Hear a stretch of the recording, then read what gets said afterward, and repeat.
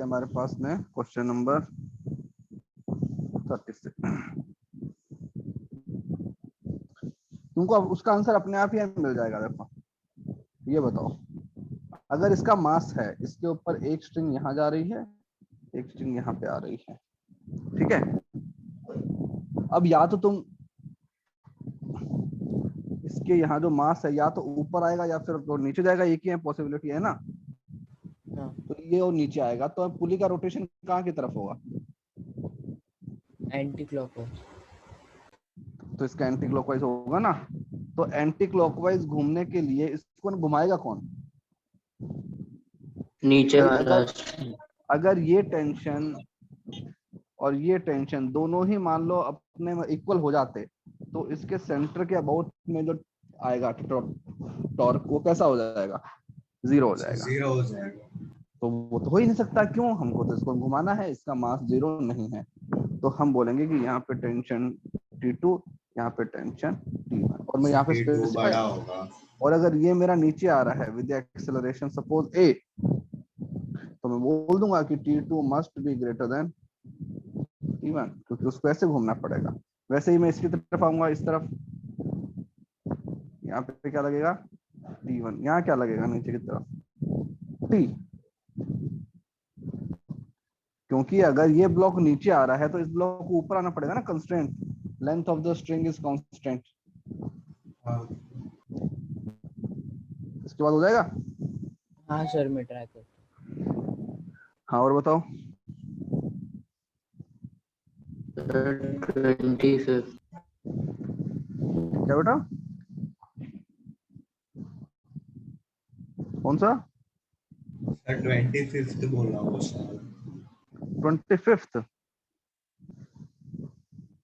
Okay, क्या बोला है? A flywheel of moment of inertia 5 kg। तो तुमको मोमेंट ऑफ इनर्शिया दिया हुआ है I is 5, rotated at a speed of, इसका इनिशियल ओमेगा दिया हुआ है 60 रेडियन पर सेकेंड।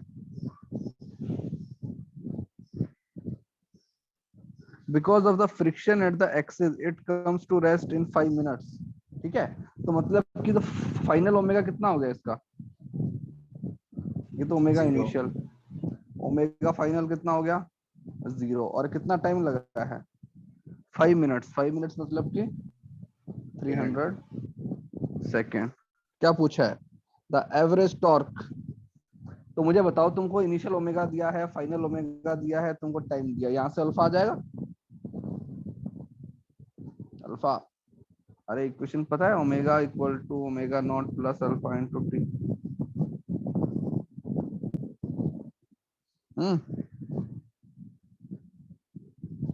किसने पूछा? हेलो। हाँ हाँ। तो यहाँ से अल्फा आ जाएगा, ठीक है। और जब मैं अल्फा आ जाएगा तो हमारे पास इक्वेशन होती है torque equal to I into alpha होती है। तो तुमको आई दिया हुआ है, अल्फा यहाँ से आएगा, तुम्हारे पास टॉर्क की वैल्यू आ जाएगी। सर मुझे इसमें वही डाउट था कि इसका एंगुलर एक्सेलरेशन से कुछ मतलब होगा क्या? मतलब एंगुलर एक्सेलरेशन टॉर्क में कुछ अफेक्ट करेगा? अभी एंगुलर एक्सेलरेशन कब आता है? ये वाली इक्वेशन देखो ना, torque equal to I alpha. जब तुम्हारे पास में किसी सिस्टम पे एक्सटर्नल टॉर्क होगा तो सिस्टम पे अल्फा आएगा ना। देखो इस वाली इक्वेशन से, इट्स लाइक फोर्स। अगर किसी ऑब्जेक्ट पे रिजल्टेंट फोर्स है तो उसका एक्सेलरेशन आएगा ना।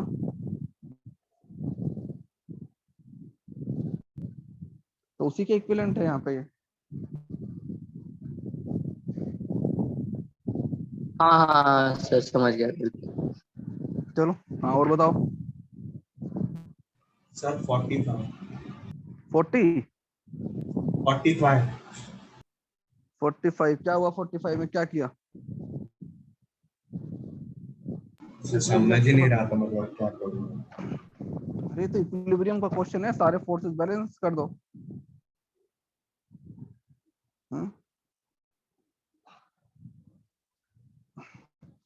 उसमें नॉर्मल एक एंगल पे लगेगा ना? ये देखो, 45 जो क्वेश्चन दिया है ऐसा है, ये मेरे पास में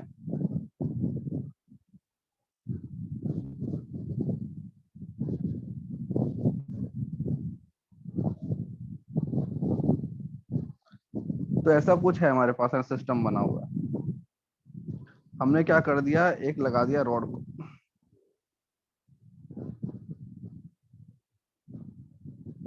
ये रॉड,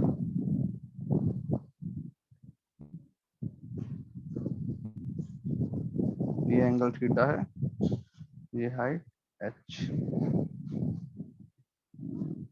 स्मूथ। तो यहाँ पे मेरे पास में फ्रिक्शन इक्वल टू 0 है।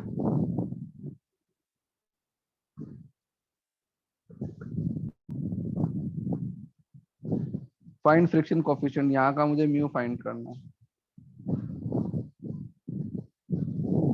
If the minimum angle at which the rod can make with the horizontal is theta, इसका मतलब क्या हुआ कि ये मिनिमम एंगल वो थीटा बना सकती है। अगर मैं एंगल को इंक्रीज करूंगा तो क्या होगा, इक्विलिब्रियम नहीं रहेगा। देखो अगर मैं एंगल को इंक्रीज कर रहा हूं तो मुझे पता है ना कि जो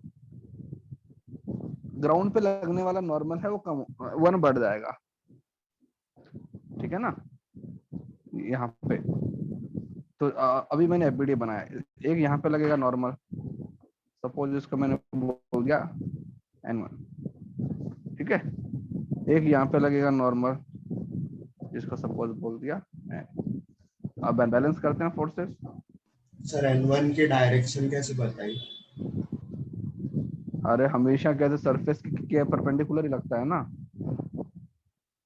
हाँ तो जो रॉड है उसकी वो लगेगा ना परपेंडिकुलर। सर, अब वो ये एंगल हिंज थीटा फोर्स तो से ये लगेगा थीटा, ना, मतलब। क्या चीज इस, और वो स्मूथ सरफेस है ना, फ्रिक्शन नहीं लगेगा वहां पे, अच्छा हाँ। उसे उसने दिया हुआ स्मूथ है।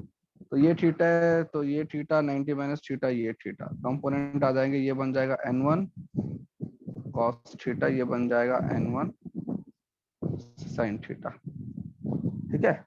अब देखो यहाँ पे लगेगा फ्रिक्शन, ये है, ये आएगा ना फ्रिक्शन, तो इक्वेशन क्या बन जाएगी, friction equal to n1 sin theta. हाँ सर। अब जो आप वर्टिकल के फोर्स बैलेंस करो तो क्या बन जाएगा, mg इक्वल टू n प्लस n1 cos थीटा, ठीक है ना। हाँ सर। ओके, अब इस पॉइंट के अबाउट में ले लो टॉर्क, मैं यहाँ बिठा दूं टॉर्क। इस पॉइंट के अबाउट में किस किस का टॉर्क आएगा, नॉर्मल, फ्रिक्शन और mg। या फिर ऐसा करो कि इस पॉइंट के अबाउट ले लो, इसके अबाउट लोगे ना तो तुम्हारे पास में एक ही वेरिएबल आएगा ना, क्योंकि तुमको हाँ डिस्टेंस कंप्लीट लेंथ दिया हुआ है L, तो सेंटर ऑफ मास सपोज यहाँ कहीं है mg, तो इस पॉइंट को बोल दिया मैंने सपोज ओ, तो क्या टॉर्क आएगा, mg का टॉर्क क्या आएगा, mg इंटू L/2। सर, हमें वो पूरा लेंथ L दिया है। हाँ, तो जो कहते हैं सेंटर ऑफ मास कहाँ पे आएगा, वो तो L/2 पे सर आएगा ना। उसके L/2। हाँ हाँ, तो इसलिए मैंने mg का लगा दिया। ओके, अब और किसका टॉर्क आएगा, ये नॉर्मल और ये फ्रिक्शन, इसका टॉर्क कितना हो जाएगा, 0, हाँ क्योंकि ये तो उसी से पास हो रहे हैं। अब ये वाला नॉर्मल बच गया, इस नॉर्मल की लाइन से इसका डिस्टेंस कितना है, ये यहाँ से यहाँ का डिस्टेंस निकाल सकते हो, तुमको ये हाइट दी हुई है, ये एंगल थीटा दिया हुआ है, क्या सर, बन जाएगा, h/sin थीटा होगा ना वो। हाँ, तो वो बन जाएगा h/sin थीटा। हाँ, अब जो है फ्रिक्शन है इसको कर देंगे हम म्यू इंटू एन, बस उसके बाद फाइंड आउट कर लेना। भाई तुम्हारे पास कितने वेरिएबल हैं, फ्रिक्शन n1 एंड n, और हमारे पास इक्वेशन भी 3 है, 3 इक्वेशन 3 वेरिएबल। हाँ सर, हो जाएगा।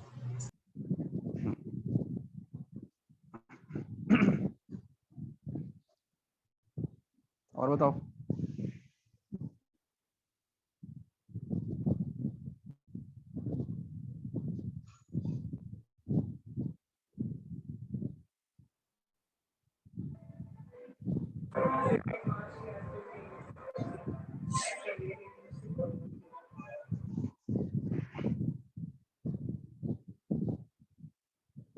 अभी बोलो बोलो।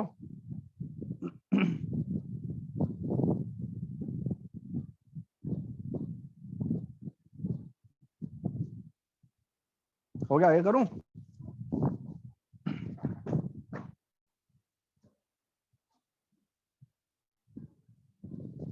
हाँ सर हो चलो ठीक। तो हम कर रहे थे काइनेटिक एनर्जी रोटेशन में हो गया था, प्योर रोटेशन में और प्योर ट्रांसलेशन में। आज हम करेंगे काइनेटिक एनर्जी कब? Rotation plus translation both.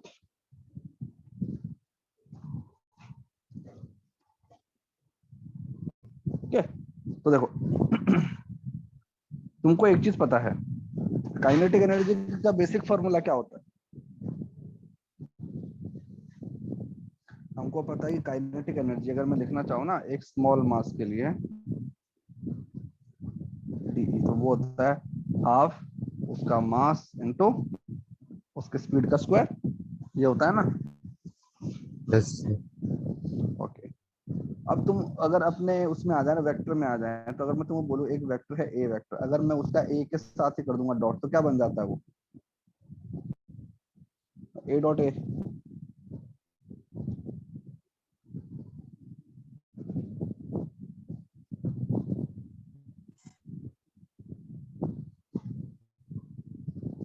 Sir ए स्क्वायर। स्क्वायर। तो क्या होता है ए dot A? Magnitude of vector 1 magnitude of vector 2 into उनके बीच के एंगल का कॉस। अगर दो इक्वल वेक्टर हैं तो उनके बीच का एंगल 0 हो गया, cos 0 इज 1। तो बेसिकली मैं यहाँ पे ये भी लिख सकता हूँ कि हाफ dm मास हो गया into v vector dot v vector. हमारे पास में एक ही बात है। हाँ सर। अरे बाकी लोग सो रहे हो क्या? हाँ ना, कुछ तो बोलो।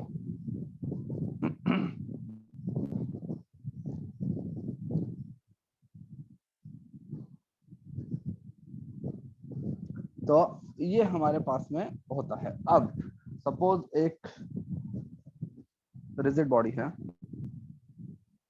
मतलब एक हमारे पास में ऑब्जेक्ट है जो कि बहुत ही रैंडम भी हो सकता है, ऐसा कोई जरूरी नहीं है कि अच्छा सा उसका फिगर हो। ये लो, ये मेरे पास में एक बॉडी है और सपोज ये उसका सेंटर ऑफ मास है। ठीक है, सेंटर ऑफ मास का जो तुमको वेलोसिटी दिया हुआ है वो तुमको ये दिया हुआ है VCOM। हो सकता है सेंटर ऑफ मास का वेलोसिटी है, और सेंटर ऑफ मास के फ्रेम में तुमको ओमेगा दिया हुआ है। अब तुमको एक चीज पहले बताई थी कि ओमेगा जो होता है वो पॉइंट पे ना डिपेंड नहीं करता है। इट्स लाइक तुम कोई भी पॉइंट के अबाउट में ओमेगा लो, सेम ही आता है। तो सपोज ये जो ऑब्जेक्ट है इसके पास में ओमेगा भी है सपोज। ठीक है, तो कोई भी जो पॉइंट होगा, सपोज एक पॉइंट यहाँ पे है, ये मैंने ये ले लिया डीएम ले लिया, और ये सपोज इस डीएम का जो डिस्टेंस है R I, centre of mass के फ्रेम में, सेंटर ऑफ मास के फ्रेम में उसका जो पोजीशन वेक्टर है दैट इज आर आई। तो उसका जो वेलोसिटी वेक्टर क्या बन जाएगा? मैं देखूंगा सपोज ये पॉइंट को मैंने बोल दिया P, तो 4 point P, velocity of P with respect to centre of mass क्या बन सर जाएगा? ओमेगा तुमको ओमेगा दिया हुआ है, आर दिया हुआ है, क्या होता है वेलोसिटी? Sir omega. ओमेगा। तो आर क्रॉस ओमेगा या फिर ओमेगा क्रॉस आर?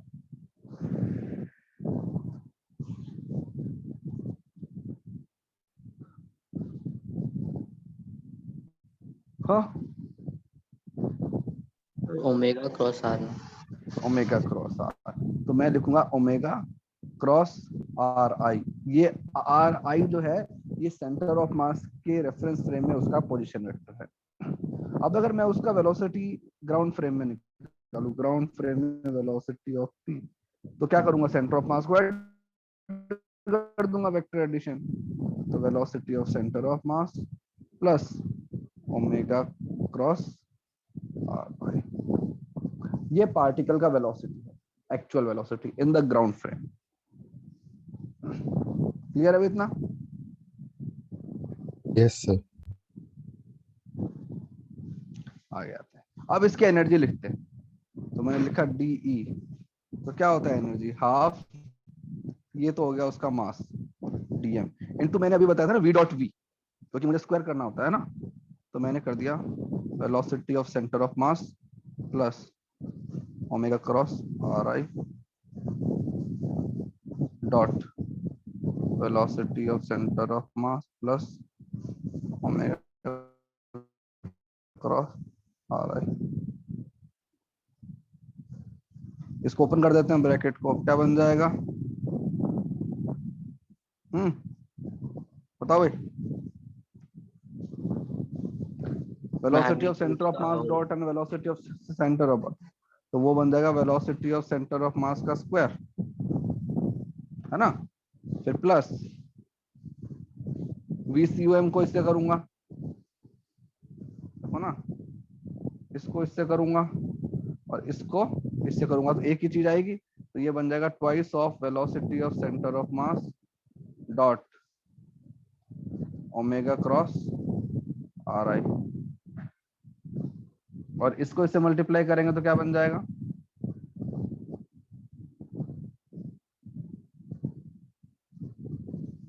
हाँ sir whole omega cross, omega vector into R I vector to the power square. इसका जो मैग्नीट्यूड आएगा उसका स्क्वायर, क्योंकि दो वेक्टर का वो कर रहा हूं ना, डॉट प्रोडक्ट कर रहा हूं, तो मैग्नीट्यूड का स्क्वायर। अब इसको इंटीग्रेट करना है हमको, इसको अंदर लेके, हाँ, क्योंकि हमको तो कंप्लीट में लेके एनर्जी निकालनी है ना, तो हमें क्या कर दिया, इंटीग्रेशन का साइन लगा दिया। अब एक एक करके स्टेप पे से, तो हाफ, ठीक है, वेलोसिटी ऑफ सेंटर ऑफ मास तो सबके लिए सेम ही है, तो velocity of centre of mass का स्क्वायर इंटीग्रेशन डीएम, ठीक है, ये तो स्टेप 1 हो गया। स्टेप 2 में आते हैं, हाफ कॉमन ले लिया, velocity of centre of mass 2 velocity of centre of मास बाहर आ गया, ठीक है, डॉट इंटीग्रेशन डीएम मास है ओमेगा क्रॉस आर आई। फिर आता थर्ड वाला step, plus half DM omega cross are आई का होल स्क्वायर, ये मेरे पास बन गया, ठीक है। थोड़ा सा कर देते हैं और स्टेप 1 क्या बन जाएगा, अगर सारे मास का समेशन कर दूंगा तो बन जाएगा total mass of the system, तो ये बन जाएगा half total mass velocity of centre of mass का स्क्वायर, प्लस सेकंड वाले में देखो ये क्या है डीएम, ये क्या है R I, mass into coordinate, mass into coordinate, mass into coordinate, इन सबको ऐड अप कर दूंगा तो क्या बन जाएगा,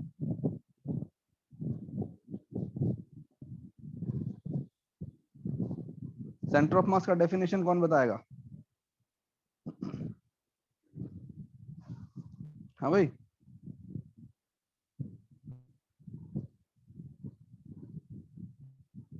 चिराग,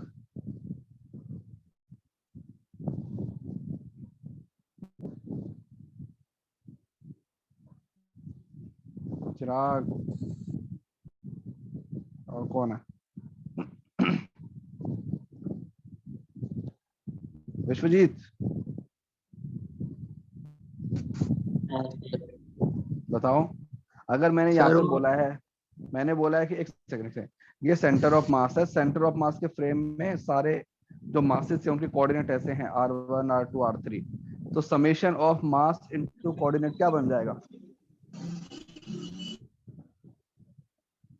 0। भाई सेंटर ऑफ मास का डेफिनेशन यही तो होता है point about which moment of mass of the whole system is zero, मतलब कि सेंटर ऑफ मास के फ्रेम में सारे मासेस को अगर मैं डीएम इंटू आर आई कर दूंगा तो वो जीरो हो जाएगा। तो ये जो स्टेप है ये हमारा बन जाएगा जीरो। प्लस हाफ, इसमें आते हैं हाफ, यहाँ पे ओमेगा को मैंने बाहर ले लिया क्योंकि omega is same for all. Centre of मास में सारे ट्रांसलेशन जीरो होते हैं या फिर रोटेशन भी जीरो होता है? यहाँ तो वो है ना, कोऑर्डिनेट है ना ये तो, डीएम इंटू आर आई। वेलोसिटी की तो बात ही नहीं कर रहा हूं मैं भाई, ओमेगा तो सबके लिए कांस्टेंट है। हाँ, हाँ सर समझ गया, गलती। Circular parameters are same for all the points, तो ओमेगा बाहर आ गया, अंदर क्या बचेगा, integral DM into R I. अब यहाँ पे आते हैं, यहाँ भी ओमेगा तो बाहर आ जाएगा, लेकिन अंदर क्या बचेगा, डीएम इंटू आर आई का स्क्वायर। अब देखो ये क्या है, मास इंटू डिस्टेंस का स्क्वायर क्या होता है, मास इंटू डिस्टेंस का square, moment of inertia. Moment of inertia. लेकिन आर आई एन किसके, वहां से डिस्टेंस है सेंटर ऑफ मास से, तो मतलब कि क्या बन जाएगा, सेंटर ऑफ मास के अबाउट मोमेंट ऑफ इनर्शिया। तो बेसिकली टोटल एनर्जी हमारे पास ये बन जाती है, half total mass velocity of centre of mass का स्क्वायर प्लस हाफ ये बन जाता है I about C O M into omega square. ये हमारे पास में total kinetic energy when object is having rotation plus kinetic ये कहते हैं ट्रांसलेशन मोशन। उसके पास अपने ओमेगा भी है, उसके पास वेलोसिटी भी है।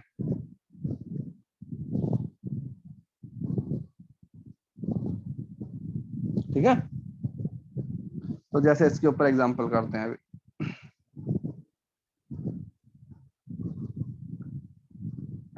तुमको एक चीज पहले से पता है ना कि work done by all the forces equal to क्या होता है, change in kinetic energy of system, है ना। तो तुमको याद होगा पहले बार, सपोज एक जो हमने सबसे पहला क्वेश्चन किया था, सपोज एक ये ना सिलेंडर है सॉलिड,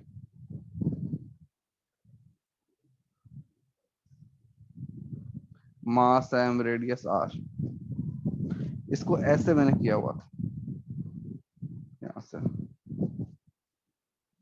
ठीक है। अब ये क्या करेगा, रोल करेगा, इसका सेंटर ऑफ मास का वेलोसिटी भी आएगा और इसका ओमेगा भी आएगा। तुमसे पूछा है व्हाट इज द स्पीड,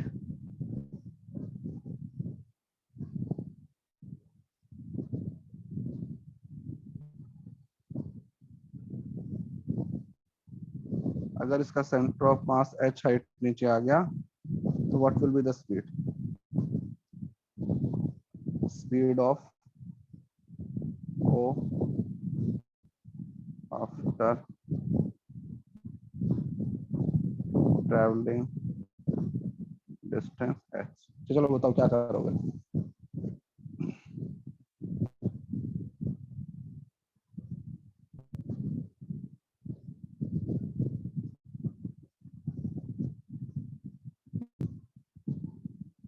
तो अपन ने उस टाइप के क्वेश्चन किए हुए हैं ना कि अगर एक पार्टिकल को मैं h हाइट से नीचे फेंकता हूं तो उसके पास क्या होता है, फिर तुम लगाते हो work done by all the force is equal to delta K, कि work done by the gravity is mgh equal to half mv square. तो यहाँ हम क्या लगाएंगे सर, यहाँ पे हमारे पास में एडिशनल चीज क्या है,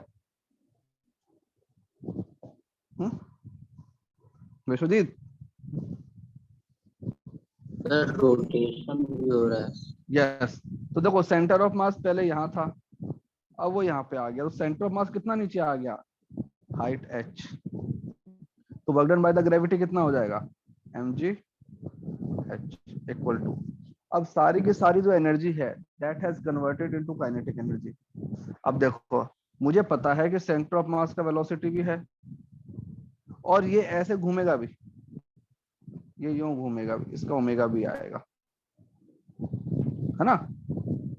तो बताओ क्या लिखोगे, half M V not square plus half centre of mass के अबाउट में कितना होता है moment of inertia, solid cylinder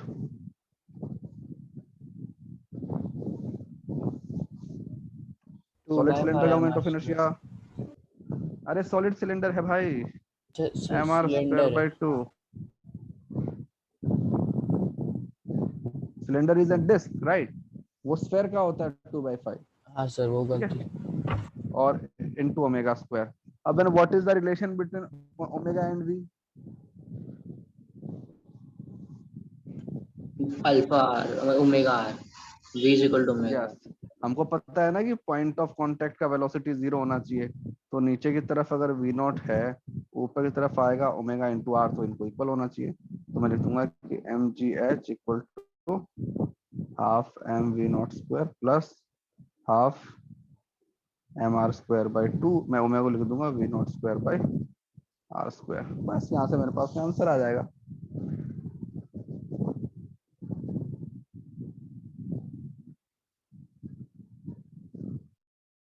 ठीक है,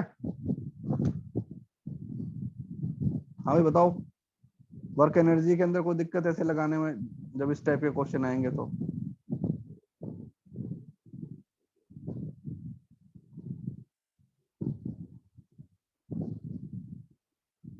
बहुत सही।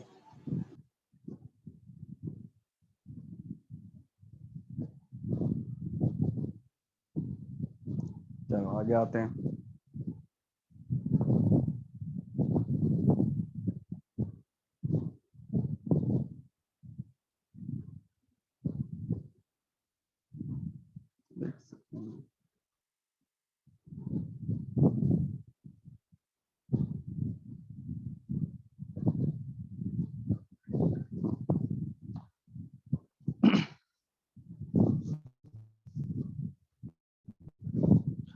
तो जो अपने एनर्जी वाले क्वेश्चन है यार, वो तो आते जाते रहते हैं ना, जैसे जैसे तुम आगे जाओगे तो जो है वर्क एनर्जी थ्योरम है वो तो हर जगह पे यार लगती रहेगी, है ना। तो चाहे वो कहते हैं अपना ट्रांसलेशन मोशन हो एंड रोटेशन मोशन हो या जो भी हो, लगेगा। अब एक चीज स्टार्ट करते हैं जिसको हम बोलते हैं प्योर रोलिंग। इसके लिए एक और वर्ड होता है, रोलिंग विदाउट स्लिपिंग। तो इसमें एक वर्ड आ रहा है स्लिपिंग। पहले तो मुझे ये बताओ कि स्लिपिंग का मतलब क्या होता है? What do you call as slipping? कोई ऑब्जेक्ट स्लिप कर रहा है, इसका फिजिक्स की लैंग्वेज में क्या मीनिंग होता है?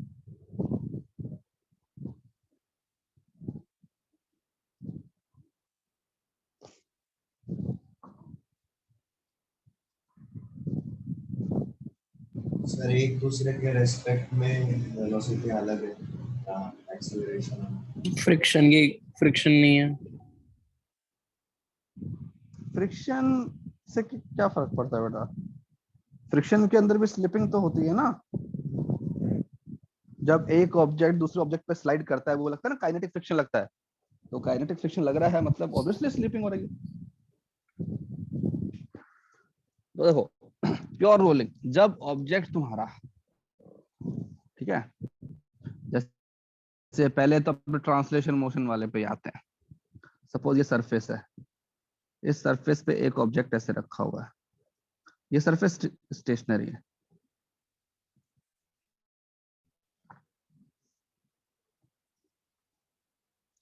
सपोज हमने बोला कि बॉक्स का वेलोसिटी भी है, तो बताओ स्लिपिंग हो रहा है या नहीं हो रहा? एक ऑब्जेक्ट हो को रहा किसी है फ्लोर सर। पे रख दिया और उसको मैंने वेलोसिटी v दे दिया, नीचे का फ्लोर मेरा स्टेशनरी है, तो भाई इसी को तो स्लिपिंग बोलते हैं। हो रहा है अब सर। स्लिपिंग के लिए कंडीशन हो रहा है ना, तो देखो स्लिपिंग का मतलब क्या होता है कि सपोज ये सरफेस है, इसके पॉइंट ऑफ है ना कांटेक्ट निकालते हैं पहले, ये है पॉइंट ऑफ कांटेक्ट, और ऊपर मेरा बॉक्स है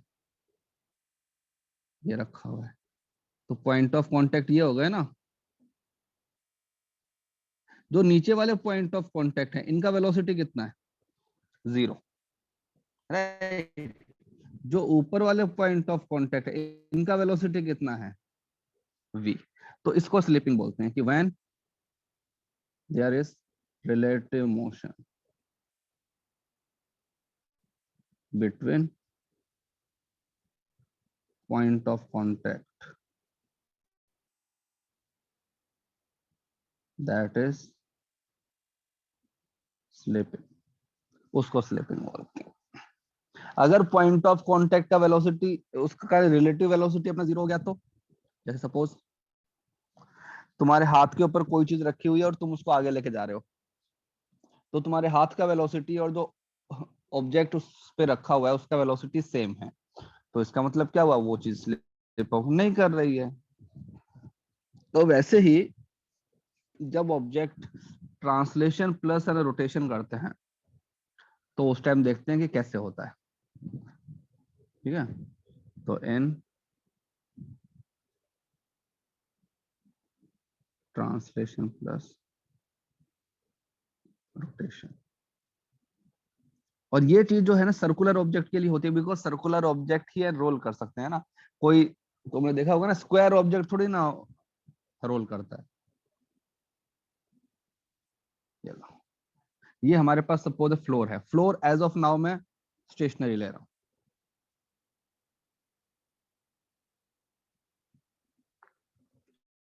ये एक सर्कुलर ऑब्जेक्ट है, सर्कुलर ऑब्जेक्ट में सपोज ये इसका सेंटर, इस सेंटर का जो वेलोसिटी तुमको दिया हुआ है वी नॉट, सपोज इस पॉइंट को ओ बोल दिया, और ये जो है ऑब्जेक्ट ये ऐसे घूम रहा है, और ये तुमको दिया हुआ है अपने ओमेगा। अब मैं कुछ पॉइंट्स हैं वो करता हूँ, नोटिस करता हूँ इसके अंदर, जैसे कि point A, point B, point C. तो I am just showing the velocity of point A, point B and point C। तो कैसे लिखते हैं हम, पहले रिलेटिव लिखते हैं कि what is the relative velocity about O, और फिर जो O है उसके वेलोसिटी को ऐड कर देंगे।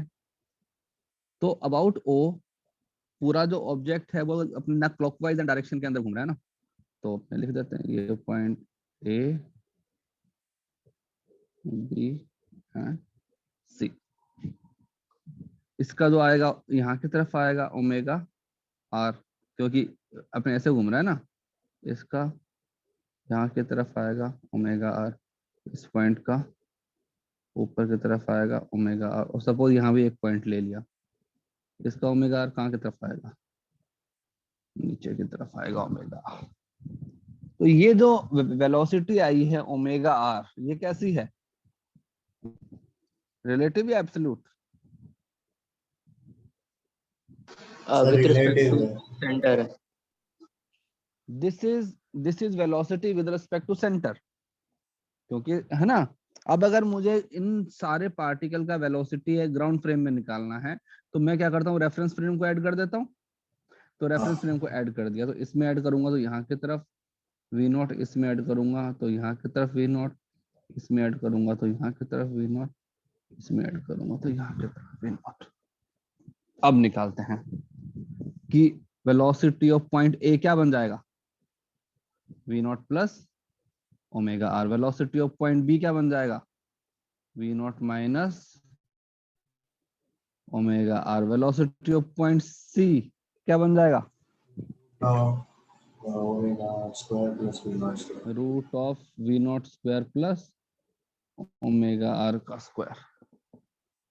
ठीक है, तो हर पॉइंट का जो स्पीड है वो अलग अलग है। यही होता है जब ऑब्जेक्ट ट्रांसलेशन प्लस रोटेशन करते हैं, तो हर पॉइंट का जो स्पीड होता है वो अलग अलग होता है। ठीक है, अब आते हैं कि जो पॉइंट ऑफ कांटेक्ट है, यहाँ पे मेरा पॉइंट ऑफ कांटेक्ट है बी,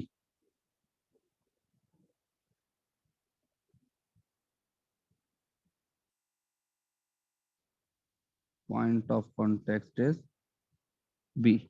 तो हम बोलेंगे कि पॉइंट ऑफ कांटेक्ट का जो रिलेटिव वेलोसिटी है वो कितना होना चाहिए, 0। तो मैं इसी चीज के एग्जांपल लेता हूं। तो अगर यहाँ पे बात करो कि assume this object is kept on ground, तो हम अज्यूम करते हैं ग्राउंड हमारा स्टेशनरी होता है। तो ये अगर यहाँ रखा हुआ है, ये ऐसे हो रहा है, तो ये जो पॉइंट है इसका वेलोसिटी कितना होता है, 0। इस पॉइंट का वेलोसिटी मुझे पता है, फॉरवर्ड के अंदर v नॉट और पीछे की तरफ ओमेगा आर। तो अगर मुझे रोलिंग विदाउट स्लिपिंग करना है यहाँ पे इस केस के अंदर, तो हमारे पास में क्या बन हो जाएगा, ये v naught minus omega R should be equal to 0 for pure rolling. इसको बोलते हैं pure rolling, when point of contact has no relative velocity।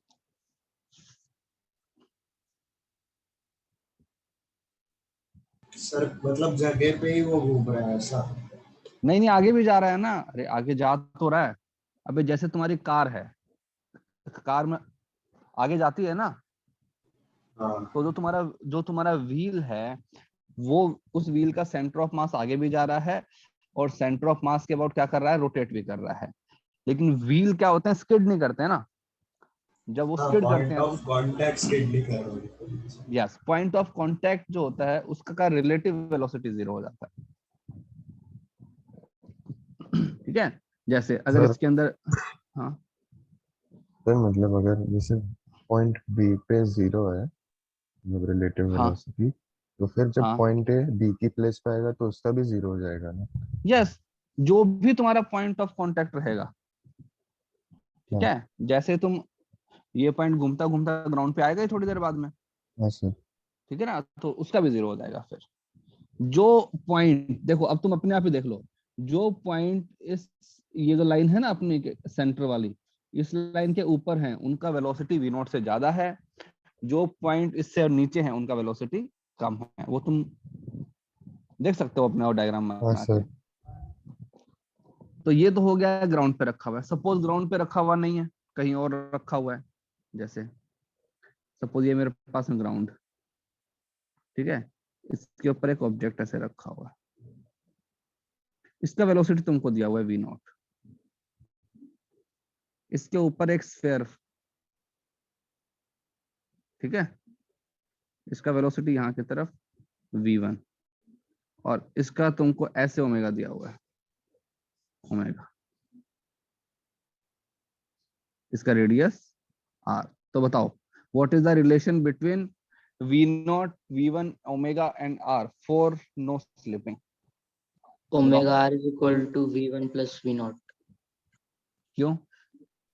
क्योंकि सर वो स्लीपिंग नहीं होनी चाहिए तो रिलेटिव मोशन 0 होता तो देखो ये देखो, इस पॉइंट का वेलोसिटी निकालूंगा, यहाँ की तरफ क्या बन जाएगा, v1, यहाँ की तरफ आएगा ओमेगा r, और ये जो है नीचे वाला इसका कितना है, v नॉट, तो इक्वल होना चाहिए। तो v1 minus omega R should be equal to v naught, right. ये हमारे पास में रिलेशन आ गया कि दोनों का जो वेलोसिटी है that has to be same.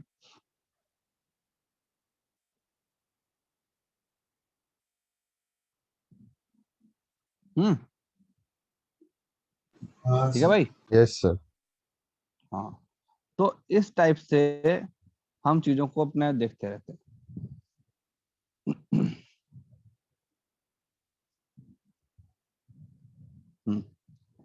चलो अब इसके ऊपर करते हैं क्वेश्चन की, इसके ऊपर क्वेश्चन हमारा कैसा बनेगा।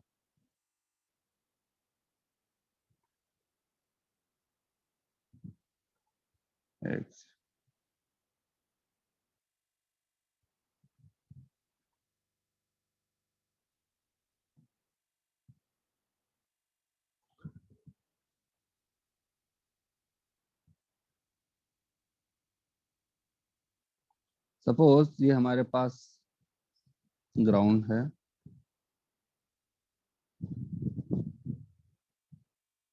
इसके ऊपर एक हमने कोई भी अपना सर्कुलर ऑब्जेक्ट रखा हुआ है,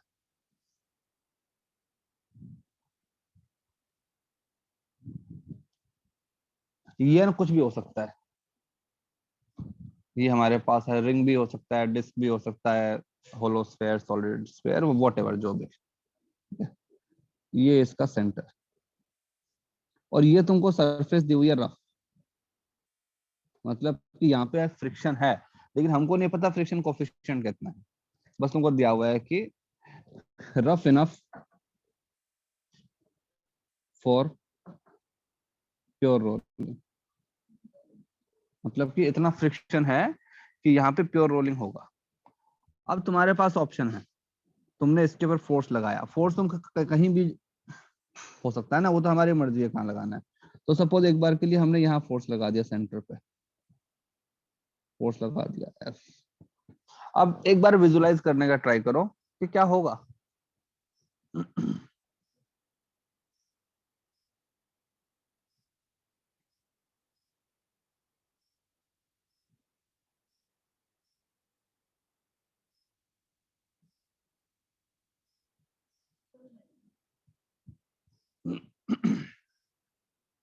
आर्यन,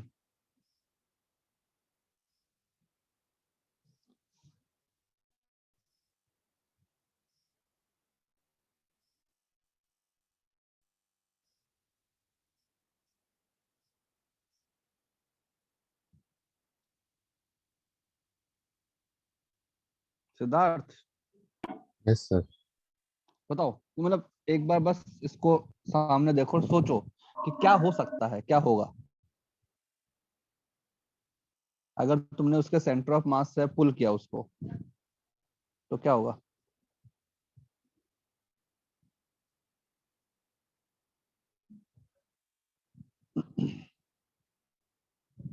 अरे सोचो ना, सपोज तुम्हारे घर के अंदर कोई ऑब्जेक्ट रखा हुआ है, तुम उसको ना पुल कर रहे हो, हाँ सर। तो क्या क्या पॉसिबिलिटीज है। रोटेट होगा सर। हाँ, रोटेट होगा।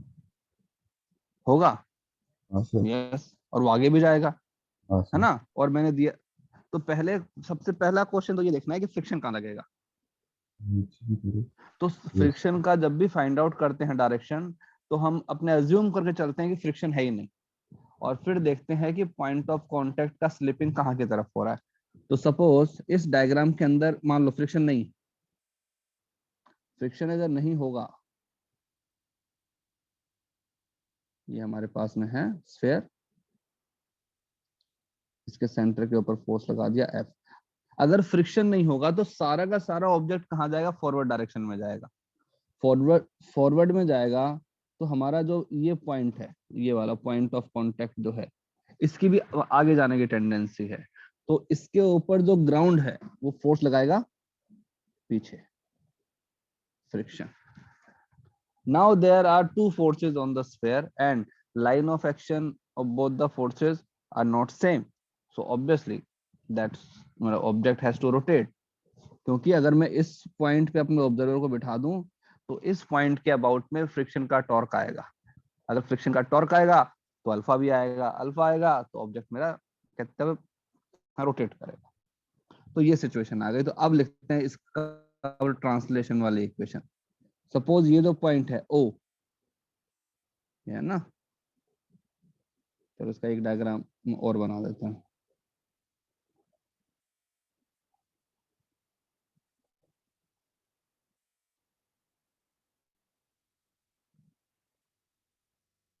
सेंटर ऑफ मास का एक्सप्रेशन मैंने बोल दिया, सपोज ए नॉट। तो इक्वेशन क्या बनेगी ट्रांसलेशन के लिए, फॉरवर्ड डायरेक्शन में फोर्स, बैकवर्ड डायरेक्शन में फ्रिक्शन। तो F minus F equal to mass into acceleration of centre of mass, equation 1। ठीक है।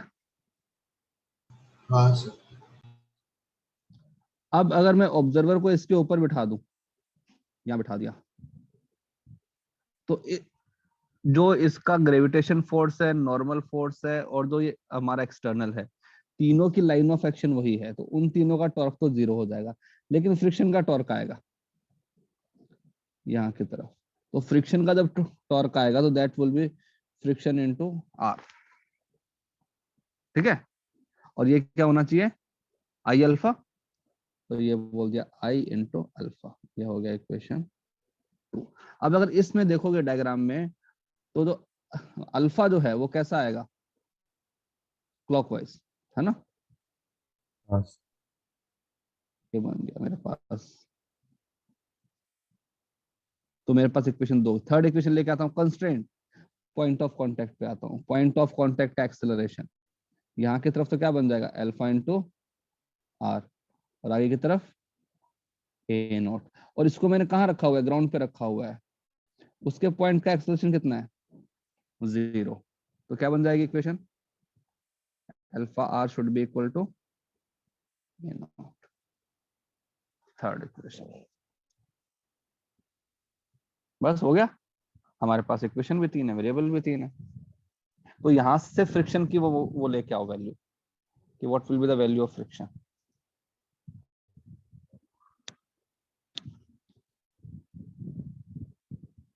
सॉल्व करो।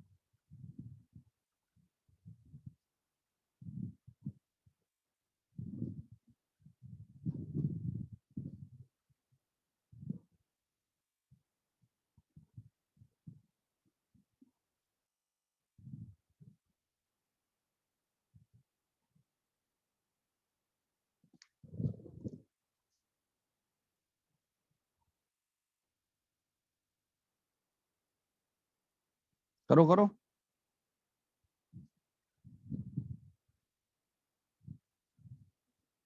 सर ये डिस्क है क्या? नहीं ना, बस उसको मैंने ऐसे ले लो ना, आई की फॉर्म में ले लो बस। F I upon R square M plus I. तो अगर इक्वेशन सॉल्व करोगे तो तुम्हारे पास में क्या बन जाएगा, तुम्हें फ्रिक्शन को रिप्लेस कर सकते हो। देखो एफ माइनस फ्रिक्शन को रिप्लेस करोगे I by R square into A equal to M A not.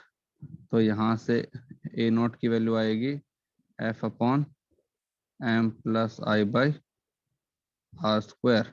ठीक है, तो ये तो एक्सेलरेशन बन गया। और क्या बन जाएगा फिर, हाँ फ्रिक्शन की वैल्यू क्या बन जाएगी। सर हम ऐसा कर सकते हैं ना, एफ आर इक्वल है अल्फा में दोनों साइड आर मल्टीप्लाई करके आई अल्फा आर बन जाएगा और अल्फा आर ए नॉट है। हाँ तो ऐसे ही क्या मैंने, हाँ अब बताओ कि इसके अंदर फ्रिक्शन की वैल्यू कितनी आएगी। अगर मुझे ए नॉट की वैल्यू पता है यहाँ पे, है ना, तो ए नॉट को अगर मैं पुट कर दूंगा तो फ्रिक्शन क्या बन जाएगा भाई,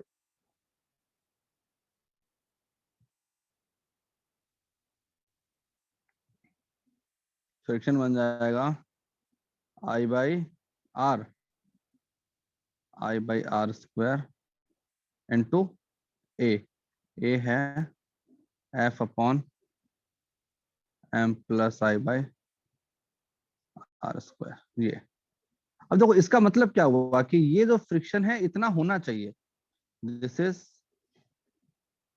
रिक्वायर्ड फ्रिक्शन। ठीक है, अगर इतना फ्रिक्शन मुझे उस सरफेस पे अवेलेबल हो गया, so my object will roll, pure rolling होगा। अगर सपोज इतना फ्रिक्शन वहां पे अवेलेबल ही नहीं है तो क्या होगा, स्किड और तो एफ स्किड हो इज जाएगा इक्वल यार। टू एम एफ हो रहा है। नहीं नहीं नहीं नहीं, अगर ऑब्जेक्ट स्किड होगा तो स्किड होने के केस के अंदर कितना वो लगता है फ्रिक्शन, मैक्सिमम फ्रिक्शन लगता है म्यू एन, है ना, हमें लगता है। तो ये जो फ्रिक्शन लग रहा है यहाँ पे, यहाँ जो फ्रिक्शन लग रहा है ये कैसा है, स्टैटिक है या फिर काइनेटिक है, यहाँ वाला फ्रिक्शन।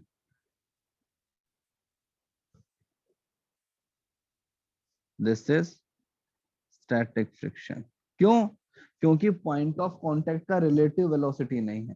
जब दो पॉइंट के बीच में रिलेटिव वेलोसिटी नहीं होता है तो स्टैटिक फ्रिक्शन लगता है, जब दो पॉइंट के बीच में रिलेटिव वेलोसिटी होता है तो काइनेटिक फ्रिक्शन लगता है। तो ये स्टैटिक फ्रिक्शन है। ओके, इसीलिए यहाँ पे स्लिपिंग नहीं हो रही है। और ये होएगा। अब चलो मैं एक क्वेश्चन और करके बताओ मुझे।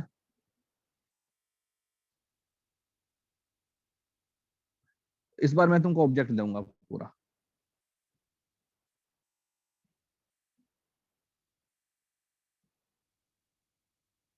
ये मैंने तुमको दे दिया सॉलिड स्फेयर,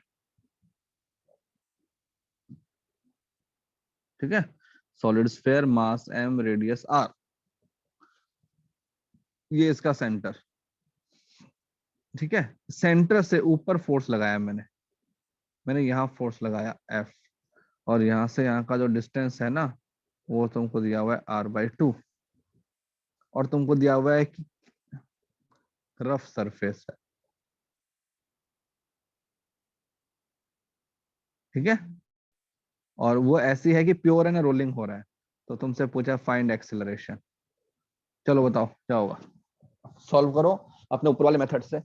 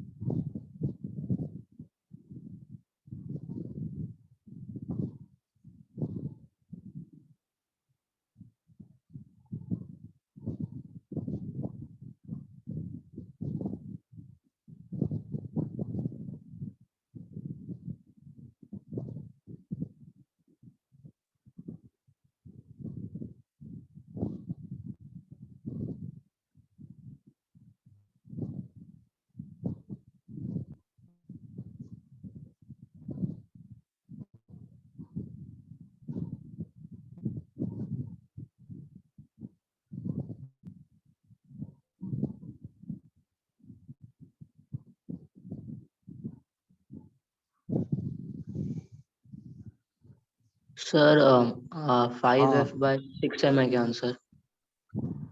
यार, आंसर तो मुझे पता नहीं, बताओ तुमने स्टेप्स क्या किए। सर पहले f माइनस मतलब एक्सेलरेशन को अज्यूम किया कि वो राइट की तरफ जाएगा, मतलब एंटी ओके क्लॉकवाइज। देखो, एक्सेलरेशन तो फॉरवर्ड ही होगा, क्योंकि जो हाँ भी मेरा ड्राइविंग फोर्स है वो आगे की तरफ ही है। ठीक है ना। ओके, उसके बाद फ्रिक्शन कहाँ लगाया? पीछे पॉइंट ऑफ कॉन्टैक्ट क्यों लेफ्ट साइड। क्यों क्यों सर वो ऑपोजिट होता है ना फ्रिक्शन पीछे क्यों? डायरेक्शन ऑफ मोशन के। अरे तुमको क्या पता कि पॉइंट ऑफ कांटेक्ट का वेलोसिटी फॉरवर्ड आएगा, क्योंकि इस केस के अंदर अल्फा भी तो आएगा। So now we have to check. Okay, तो पहले हम अज्यूम करेंगे कि सपोज फ्रिक्शन है ही नहीं, और कुछ फर्क नहीं पड़ता, चाहे तो अज्यूम कर लो तुम, उसकी जो वैल्यू है अपने आप प्लस माइनस आ जाएगी, तो कुछ ऐसी प्रॉब्लम नहीं है कोई। तो चलो ठीक है, पीछे की तरफ मान लिया। उसके बाद क्या किया?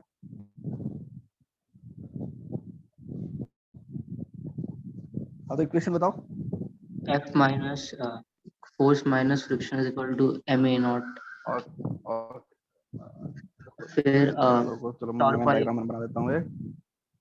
एक बार अरे रुको रुको रुको, लिखने दो।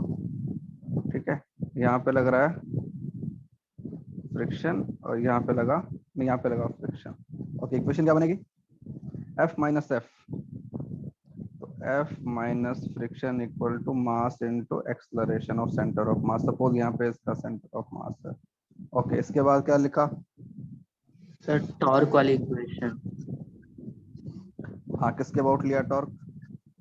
सेंटर ऑफ मास के अबाउट। सेंटर ऑफ मास के अबाउट। सेंटर ऑफ मास के अबाउट में जो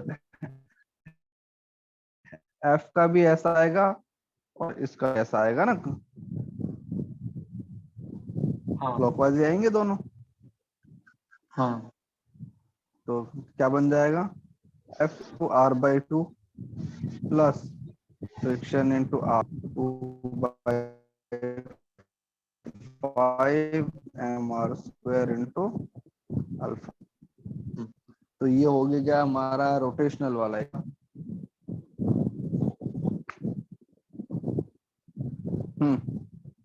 सर फिर उसके बाद कंस्ट्रेंट लगा दिया।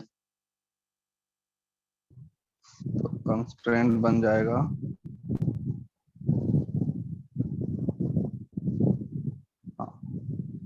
कंस्ट्रेंट हमारे पास में है यहाँ पे कि पॉइंट ऑफ कांटेक्ट का जो रिलेटिव वेलोसिटी है या फिर जो एक्सेलरेशन है, दैट हैज टू बी 0। तो ये लो, आगे की तरफ a0, पीछे की तरफ अल्फा r, और ये तो मेरा ग्राउंड पे पॉइंट है, इसका कितना एक्सेलरेशन है? 0। तो क्या बन जाएगा? a0 equal to alpha into r। अब इसको सॉल्व करो और बताओ क्या वैल्यूज आएंगी। सर मैंने गलत कर दिया इसमें, सर सेकंड वाली इक्वेशन गलत लिख दी थी। मैंने चेक नहीं किया था, टॉर्क से क्यों? सब्ट्रैक्ट कर दिया। सर चेक नहीं किया था मैंने कि क्लॉकवाइज एंटी क्लॉकवाइज। सर मुझे हाँ, तो इस ऑपोजिट चीज हो का रहा। ध्यान रखना जरूरी है। जब भी तुम लिखो टॉर्क, तो यू हैव टू सी भाई जिस पॉइंट के अबाउट में टॉर्क ले रहे हो, उस पॉइंट के अबाउट में जो है रोटेशनल सेंस है हमारे फोर्सेस का, वो कैसा है, क्लॉकवाइज आ रहा है, एंटी क्लॉकवाइज आ रहा है, यू हैव टू सी। ठीक है, अब ये इक्वेशन आ गई, इनको सॉल्व कर देते हैं। तो क्या बन जाएगा?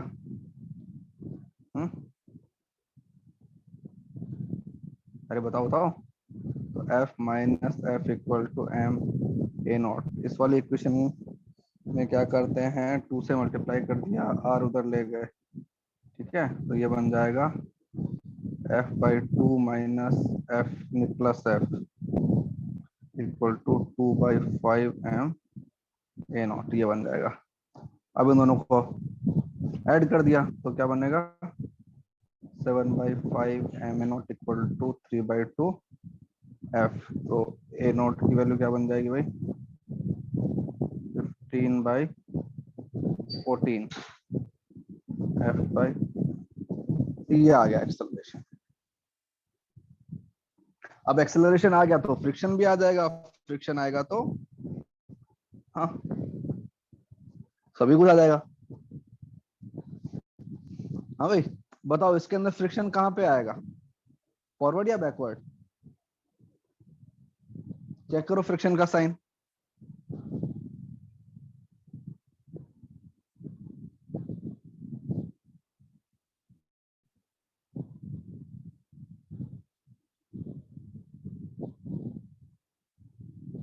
What is the value of friction in this question?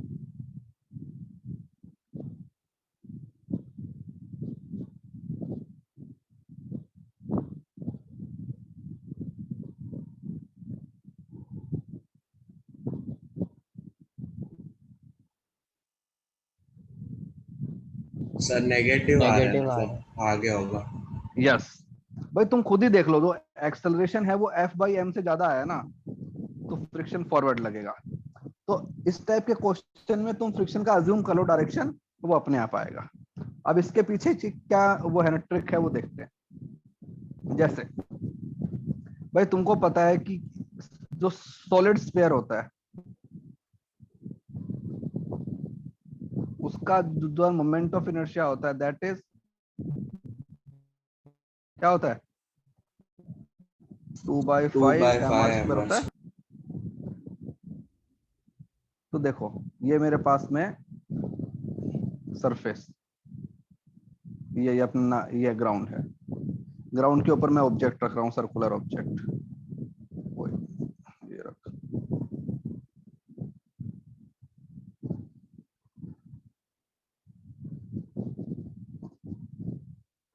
अब मुझे एक्सटर्नल फोर्स लगाना है, तो ये तुम्हारा सेंटर हो गया, ये सेंटर, ये सेंटर, सेंटर से ऊपर जा रहा हूं मैं, यहां फोर्स लगा रहा हूं, ये हाइट, ये है h। अगर h की वैल्यू, ये तो ये है ना नंबर जो है, ये नंबर, इसमें आओ, ये 2/5r, अगर उससे कम है, ठीक है, अगर h is less than 2/5r, मतलब कि 2/5r वाले पॉइंट से नीचे है, वो कहीं भी हो सकता है नीचे यहाँ पे पूरे में, तो इस केस के अंदर जो तुम्हारा फ्रिक्शन आएगा वो आएगा बैकवर्ड। अगर तुम्हारा जो फोर्स लगाया है मैंने F H, अगर तुम्हारे पास में H इक्वल टू 2/5r आ गया, तो तुम्हारे पास जो फ्रिक्शन है उसकी वैल्यू आएगी 0। मतलब तुम्हें फ्रिक्शन की जरूरत ही नहीं है, without friction you can roll. तुम्हारा ही फोर्स जो है ना वो तुमको अल्फा भी दे देगा और तुमको सेंटर ऑफ मास का एक्सप्रेशन भी दे देगा। If my point is above, if h is greater then 2/5r, तो जो मेरा फ्रिक्शन आएगा वो फॉरवर्ड आएगा, जैसा कि हमारे इस क्वेश्चन आया ना, क्योंकि यहाँ पे मैंने तुमको r/2 दिया था। तो ये एक बहुत अच्छी ट्रिक है याद करने के लिए, कि तुमको बस इस नंबर को देखना है। अगर इसी की जगह पे अगर मान लो अपना डिस्क होता, तो in case of an disc क्या करते? सर 1/2 आर, मतलब r/2 से तो अगर यहाँ पे जो ऑब्जेक्ट है इस डिस्क, तो मुझे ये पता है कि उसमें क्या होता है mr²/2, तो हाफ का फैक्टर आ रहा है ना। तो if h is less than r/2, तो जो मेरा ये जो आएगा ना फ्रिक्शन, वो कैसा आएगा? Forward. If h is equal to r/2, friction 0। If h is greater than r/2, friction, एक सेकंड, नहीं फॉरवर्ड नहीं, बैकवर्ड, फ्रिक्शन फॉरवर्ड। तो ऐसा जरूरी नहीं होता है कि अगर तुमने सिस्टम पे फॉरवर्ड डायरेक्शन में फोर्स लगाया है तो फ्रिक्शन भी हमेशा बैकवर्ड लगे। हो सकता है फ्रिक्शन आगे लगे, जैसा यहाँ पे हो ही रहा है। क्यों हो रहा है? क्योंकि जो हमारा फोर्स है वो हमको रोलिंग भी करवा रहा है, इसलिए। ठीक है,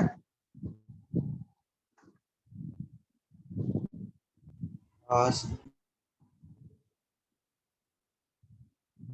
तो ये जो छोटी छोटी चीजें हैं ना, ये हमको याद रखनी है, और इसके बेसिस पर हम काफी क्वेश्चन एग्जाम में कभी कभी क्या होता है कि वो बस इतना ही पूछ लेते हैं कि find out the direction of friction, तो फिर उसके लिए इतना बड़ा सॉल्व करने की जरूरत नहीं है हमको, हम इस पे ऐसा ही कर सकते हैं।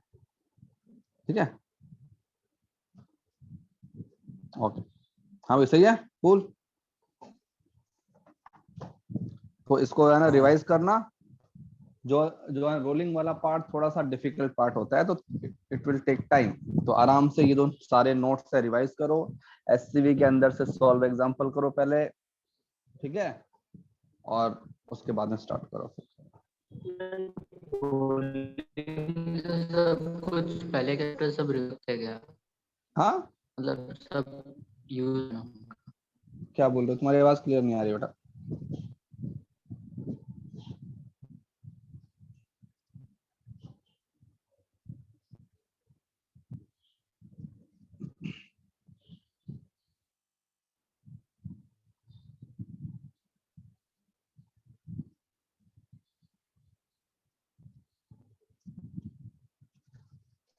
हेलो, हाँ सर, अभी आ रही क्या है। बोल रहे, हाँ क्या बोल रहे थे। सर रोलिंग से सारे पुराने चैप्टर्स रिवाइज हो सकता है ना? रोलिंग, हाँ भाई देखो इसके अंदर सब कुछ आ रहा है ना यार, तो सारे जो टॉपिक्स है उनका थोड़ा थोड़ा तो आएगा टच इसके अंदर। हम्म। हाँ सर ठीक। और इतना रोल नहीं आएगा, लेकिन जो छोटी मोटी जो कहते हैं ना कॉन्सेप्ट वाली चीजें हैं वो आएंगी। ऐसा नहीं कि वो कहते हैं फ्रिक्शन का पूरा कहते हैं 2 ब्लॉक सिस्टम ही आ जाएगा, नहीं ऐसा नहीं होगा। उनका जो इंट्रोडक्शन वाला पार्ट होता है या बेसिक कॉन्सेप्ट है उनकी जरूरत तो हमें पड़ेगी हमेशा।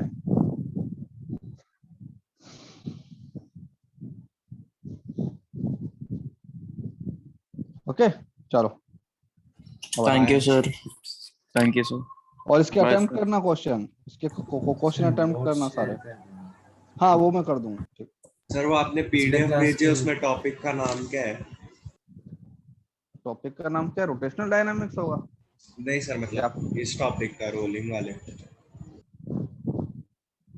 उसमें उसमें लिखा होगा ना, रोलिंग होगा, उस पर लिखा होगा ठीक है sir. Pure rolling. Pure rolling ही नाम है टॉपिक का। पिछले क्लास के लिए